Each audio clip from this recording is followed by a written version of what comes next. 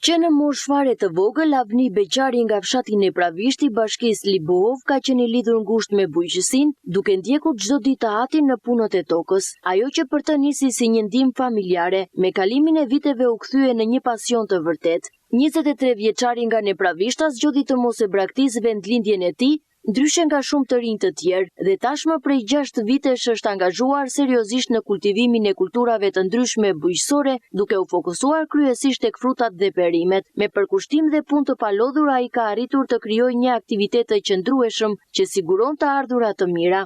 Kjo nisi dal me kalimin e kohës, duke shkuar nga brapa babait, duke ndjekur babain me punë.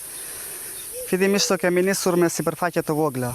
Më kryesore si fillim ka qenë perimet, ka qenë pjepri shalqini, edhe drithra, themi sipërfaqe të vogla.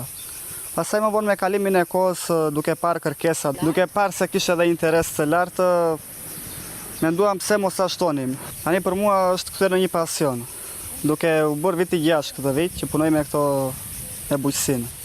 Kultivojmë domaten, mësë shumëti, karpuzin, pjeprin, patate, qep, edhe shumë lloje të tjera.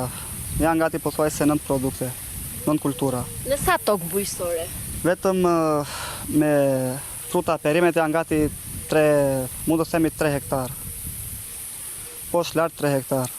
Pastaj edhe me drithrat gjëra të vogla që mund të bëna 2-3 hektar. Total 6. Unë kam zgjedhur të qëndroj këtu. Tani, po thua se gjithë mosha ime mendojnë televizin.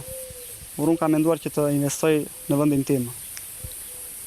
Dhe këtu e ndjej veten mirë. I riu nga Nepravishta shprehet se megjithse bujqësia kërkon shumë mundë dhe sakrifica, ajo mbetet një punë e bukur dhe e vlefshme. Sipas tij, lidhja me tokën dhe rezultatet që ajo jep janë motivi i madh për të vazhduar përpara. Kujdesi është mjaft i madh, për shkak se është bio.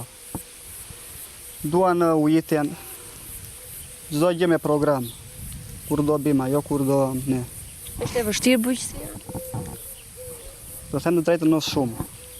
Duhet të jesh shumë i përqendruar, shumë i fokusuar, dhe pak dhafe duhet të jesh, ta kesh mendje vetëm aty.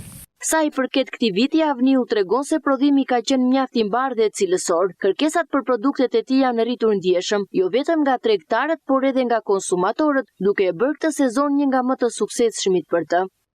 Prodhimi duket mjaft mbar. Edhe konsumatorët janë mjaft të kënaqur me cilësinë e prodhimit, plus edhe tregtarët e preferojnë shumë. Ne më së shumti përpiqemi që edhe prodhimin ta bëjmë bio, mos të përdorim kimikate, pesticide, në këto gjëra që janë të dëmshme për shëndetin e njerëzit. Ku e tregtoni kryesisht? Kryesisht për momentin tani në zonën e Gjirokastrës. Në për tregtar, dalim edhe vetë që shesim të tregu, të kjo pjesë më shumë. Historia e Avni Beqarit është një shembull frymëzues si të rinjve që zgjedhin të qëndrojnë pranë tokës dhe të ndërtojnë të ardhmen e tyre në vendlindje. Me punë, përkushtim dhe dashuri për bujqësinë, ai ka arritur të kthejë një traditë familjare në një aktivitet të suksesshëm. Avni u mbetet optimist për të ardhmen, duke synuar zgjerimin e prodhimit dhe përmirësimin e mëtejshëm të cilësisë, ndërsa u bën thirrje të rinjve që të investojnë në bujqësi, një sektor që ofron mundësi reale për zhvillim dhe qëndrueshmëri ekonomike.